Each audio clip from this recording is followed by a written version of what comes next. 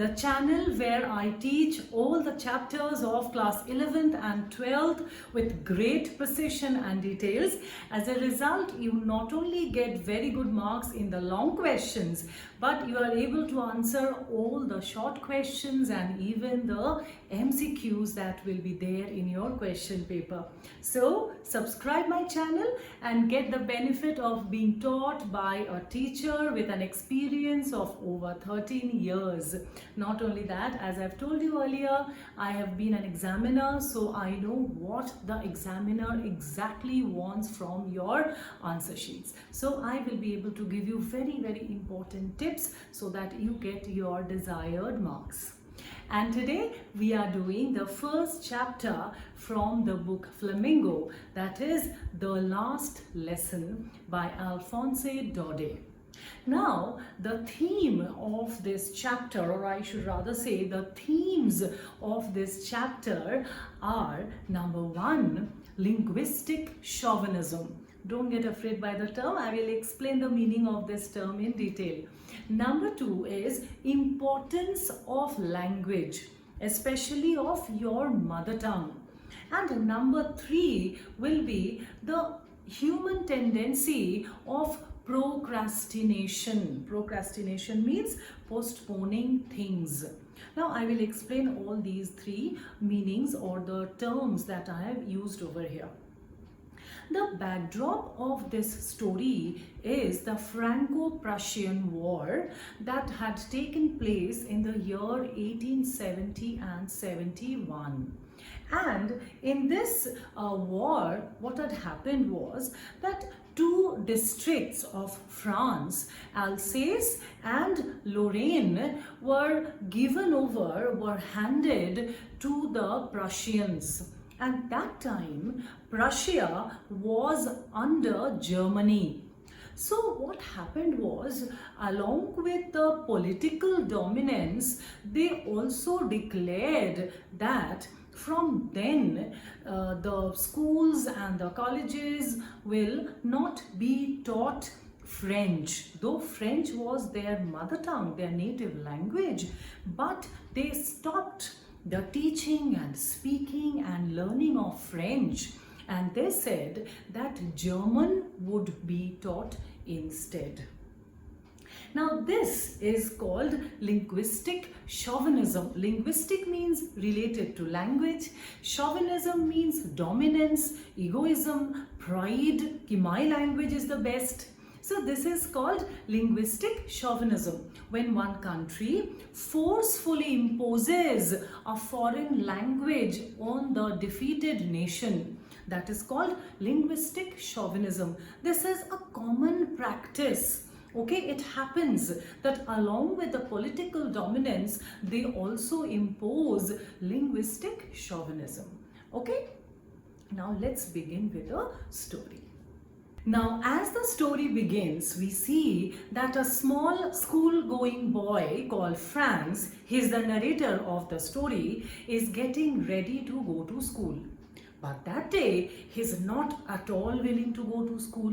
Why? Number one, he's already late. And number two, which is more important, he has not done his homework.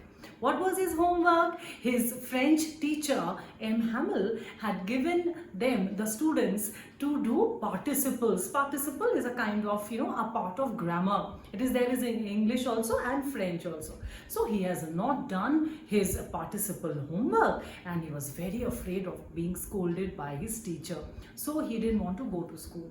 And it was a beautiful morning. It was sunny. The birds were chirping. The Prussian soldiers were marching. So he wanted to enjoy the scenic beauty and roam around and play in the meadows. But finally he decided to go to school. He controlled his temptation and he started rushing to his school. Now, as he was going to school, there was a town hall, and outside the town hall, there was a bulletin board that brought the news of the war. Whatever updates of the war was there would be put up on the bulletin board. क्योंकि उस time पे TV radio इतना होते नहीं थे और ये एक रिमोट विलेज था, उसमें तो और भी नहीं था. सो जो भी अपडेट्स आता था of the losing battles or the commanders have to declare something, everything was put up on the bulletin board. And that day he saw that the bulletin board was very crowded, or in front of the bulletin board there was a big crowd. But as it is, he was late for school, so he did not wait, he rushed. Okay, but in the meantime, the blacksmith called Watchter. Remember these little details for your objective questions. The blacksmith called Watchter stopped him that where are you going? You will reach school in time. Don't rush. But he did not stop. He rushed to school.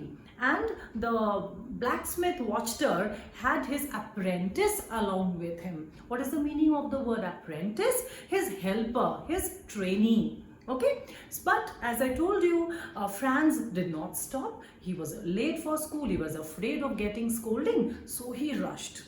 Then he reached his school. But as he reached his school, 4 very, very important observations we have to remember. The school seemed different to him that day in 4 different ways. Number 1.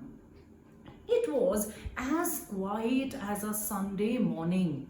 Generally, when he reached school, a lot of noise would be there. Children reciting something together, the teacher rapping the ruler on the desk, or the opening and closing of the desks. But that day, it was as quiet as a Sunday morning. Number 2, as he entered, he had earlier thought that his teacher would scold him because he was late for school. But very surprisingly, the teacher, M. Hamel, was very kind and polite to him. He said, "Come, Franz, we were waiting for you. You are quite late. We were about to begin our studies today without you." So he didn't scold him. So this is number 2, that he was shocked. Third thing, Mr. Hamel was wearing his special attire that he generally wore on some occasions, like inspection of the school or prize distribution. What was he wearing? He was wearing his silk cap, his coat, and his frilled shirt. So he was, means Franz was again surprised कि बात क्या है, आज हर चीज कुछ अलग अलग लग रहा है. But the fourth thing surprised him the most. What was it? As he entered the classroom, he saw that many old people of the village were sitting at the back benches of the class. He was surprised. The former mayor, the former postmaster, Mr. Hauser, they were all sitting at the back. Mr. Hauser was also carrying an old primer. Primer का क्या मतलब है? You know, primary book, जिसमें elementary knowledge के books जो होते हैं ABCD rhymes type के. So he was carrying that primary book with him. And he was very shocked कि what is the matter today?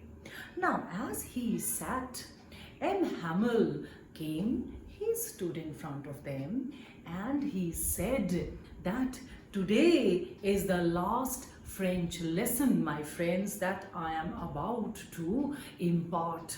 Why? Because a decree or a declaration has come from Berlin that from the next day, French would not be taught in the districts of Alsace anymore. Okay, now on listening to this, Franz was completely shocked. It was like a thunderclap. It is there, very important. This is there for your questions. Okay, so what a thunderclap these words were to me. Which words? These words of M. Hamel. Why? What do you mean by a thunderclap? Something that is shocking and unexpected to somebody, that is called a thunderclap. Now Franz understood why so many differences were being observed by him. Why Mr. Hamel was wearing his special dress, because he wanted to make this last lesson of his very special and memorable for himself. Number two, why those old people had come and they had sat over there at the back of the class? Because they wanted to give a tribute. They wanted to show their gratitude, their thankfulness to M. Hamel for 40 years of his faithful service. M. Hamel was teaching in the school for 40 long years. Okay, and he also understood that why Hamel was in a different mood altogether. Why was he so kind? Because he was very sad that day and he wanted to be very kind and sweet with everyone on that special occasion of his last lesson. Now, after that, he started teaching and he asked the homework on participles that he had given to everybody. When Franz's turn came, as we know, Franz didn't do his homework. He was not able to answer a single question. But that day, he was very, very upset. How he wished he could answer those questions on participles. Then he realized that what a great mistake he had made by not studying his lessons, his language, or whatever was taught by M. Hamel. So M. Hamel also told him that Franz, I know today I will not scold you because I know you are really feeling bad for not doing your studies, because this is the problem not of yours but of whole of Alsace. They put off things. This is the theme of procrastination. क्या मतलब है उसका? Postponing. But I feel this is not a problem of the district of Alsace. This is a general human tendency, isn't it? हम लोग सभी ये करते हैं, आज नहीं करेंगे तो कल करेंगे, कल सोचते हैं परसों करेंगे. But then children always remember, if you do this, a time comes when there is no time left at all for you to do your assigned work. So we should never do this. Whatever work is there, we should do in the stipulated time. Procrastination can never be encouraged. So Franz also understood that, and his heart was filled with sorrow because the books that he carried all these days seemed to a burden for him. But today they seemed like old friends.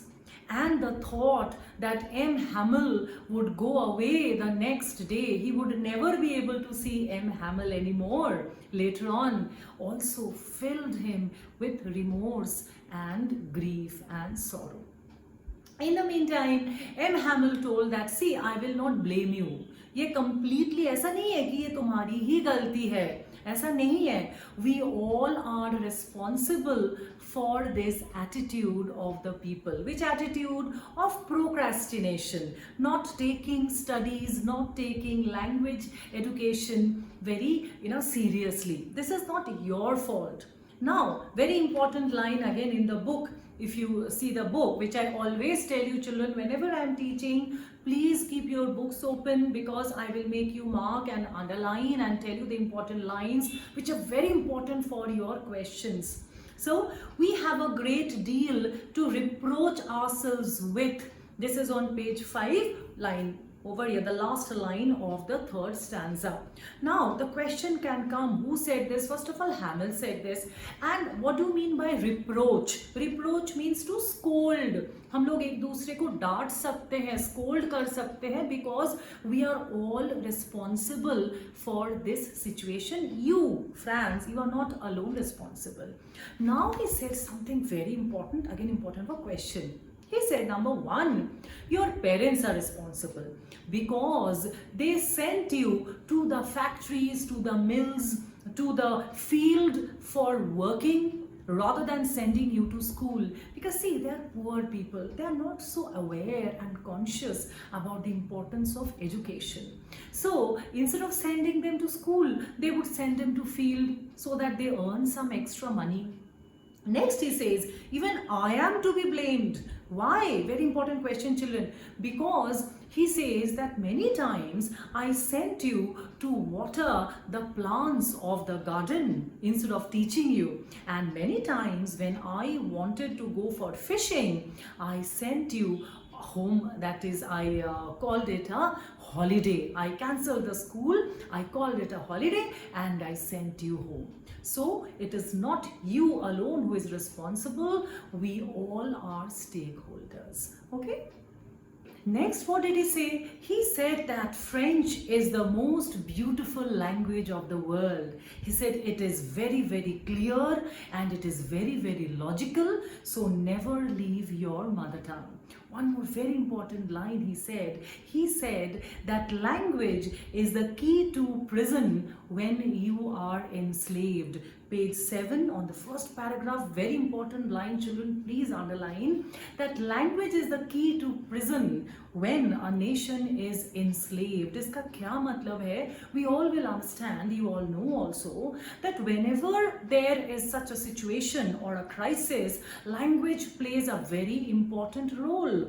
The newspapers or the lectures of the leaders, they always awaken in us patriotism, isn't it? जैसे कि if you remember, in the pre-independence period, there was Vernacular Press Act. क्यों हुआ था? Because a lot of newspapers started getting published and they were writing against the British rule and they were trying to awaken the patriotism in the people.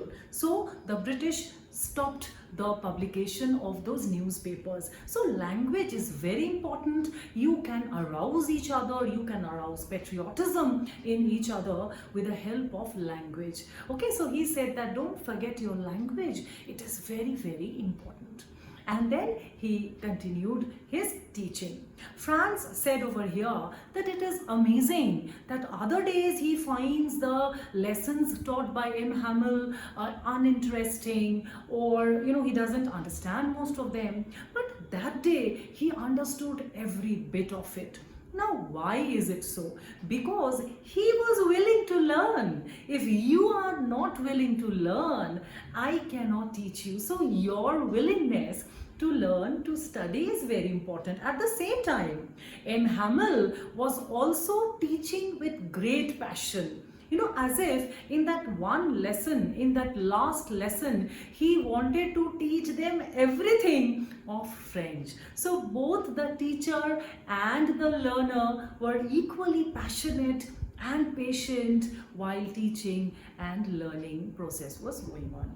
Okay, so this is it. Next, he was doing some writing lessons. The children were writing something. He had brought nice copies and notebooks where he had written something and children were copying that and writing. Next, if you see, M. Hamel was sitting on his chair and he was looking at all the things that were there in the classroom. Franz says that as he looked at M. Hamel, it seemed as if he's trying to capture the image of the classroom in his heart, because 40 years he had spent there. It was so cruel for those people to ask him to leave or deprive him of his motherland, of his country. Okay, next, one very important thing that Franz says, the last line of this paragraph, he sees some pigeons cooing in the classroom. He says, Franz says, or thinks rather I should say, will they make them means the pigeons, sing in German too? Means will they make the pigeons sing in German? Now, what is the meaning of this sentence? We all know that birds or animals, they cannot change their language. Can you change the way they bark or the way they sing? You cannot do. So what is the poet or the author trying to say over here?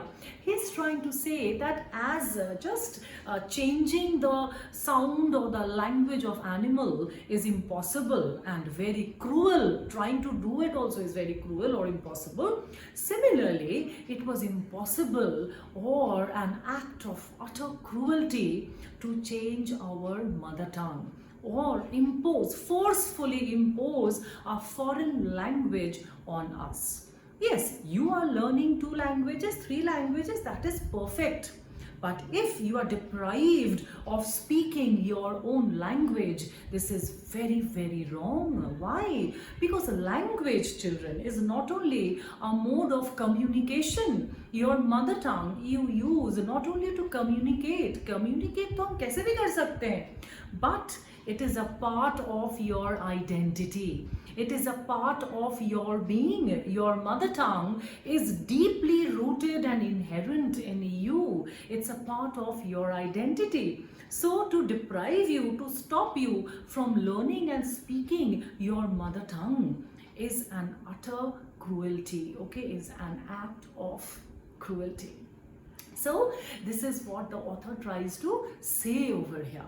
Okay, next the class continued, and almost at the end of the class we see that now the children say some alphabets and they were reciting something, and a very sad spectacle we see over here, a sight we see over here. What is it? Old Hauser, you remember, who had brought that primer along with him? He was also reciting something with the small children. The poet says, Franz says over here, that it was a very strange sight. At the same time, you felt like laughing, smiling, because he was reciting with the small children. At the same time, tears were rolling down your eyes. Kyunki, why was he reciting those ABCD kind of with the small children? Because he was trying to speak his own language for the last and final time. Okay, because from the next day he was not allowed to speak French. So this is at the same time a funny sight to see an old man reciting some alphabets with the small kids. But at the same time, if you understand why was he doing it, it was indeed a very, very tragic moment. He was trying to speak his mother tongue for the last and final time. Next, what happened? It was 12 o'clock and the church clock struck 12, and then the Angelus. Angelus is a prayer that is sung at 12 o'clock in the noon. So the Angelus was sung and the class was coming to its end. Now M. Hamel went to the, he went near the board and he wanted to say that the class was over, but with emotions his voice was choked. He was crying actually. He could not speak a single word. He just wrote on the board, Vive la France. That means long live France. He wrote, and with his gestures he showed that okay, that the class is dismissed. He could not utter any word. He was so emotional. Obviously, his 40 years of service had suddenly, abruptly, come to an end, and such a tragic end. Okay, so he ended the class. Now let's do the questions that are probable from this chapter. Now children, as far as MCQs are concerned, those of you who have seen my video with concentration and focused attention will be able to do all the MCQs from this chapter. Moreover, as you know, I have given the MCQ worksheet and the question answers in the description box. So do check out for them. And for the long questions, let's discuss some very probable questions. Number one is, what effect did the order from Berlin have on the villagers or on the school? In this question, you have to deal with the things separately, like how Franz was affected. We will say that Franz was filled with regret. The books that seemed a burden for him seemed like his old friends. He was very regretful, as I told you. He was upset that he did not know French and he would not get an opportunity in his future to learn his own mother tongue. So he was filled with sorrow, remorse and regret. We'll have to talk of M. Hamel also, how shattered he was, how solemn he was, how sincerely he taught that day. He wanted to teach everything in the same day to all of them. And you have to talk of the old villagers also, how they were also filled with regret, because when they got an opportunity, they also did not study well. They were also not very well conversant with the language. So they also came to pay tribute to M. Hamel for his service and to the country that was theirs no more. So this is a very important question. Question number 2 is, how is this chapter has universal appeal. Universal appeal का मतलब है कि this chapter is not related only to or important only for Alsace and Lorraine. ये जो linguistic chauvinism की जो बात चल रही थी, which I explained to you earlier, it's not that it has only happened with Alsace and Lorraine. This has happened with all, means many people who were defeated, or many countries that were defeated, and in those countries the victorious nation have imposed a foreign language. So universal appeal means that this is not only restricted to Alsace and Lorraine. This suffering has been endured by a lot of people in the world. Okay, so this is again a very important question. Okay, the third question, which I have discussed in detail earlier, what differences Franz noticed in the school as he entered. I have told you the 4 things, so you can just go back and check it out once more. Next is, how is language a key to prison? I have explained again earlier only. And that cooing of the pigeon, will they make the pigeons coo in a different language, in German? That is again a very, very important question. So that's all with this chapter. I hope all of you have enjoyed the chapter, understood the chapter, and I'm sure if you have watched my video completely from the beginning till the end, you will get very good marks in your examinations. So subscribe my channel and definitely give your comments below. And if you get full marks in your examinations after watching my video, then please let me know. I will be very, very happy to get that news. Okay, thank you and happy learning.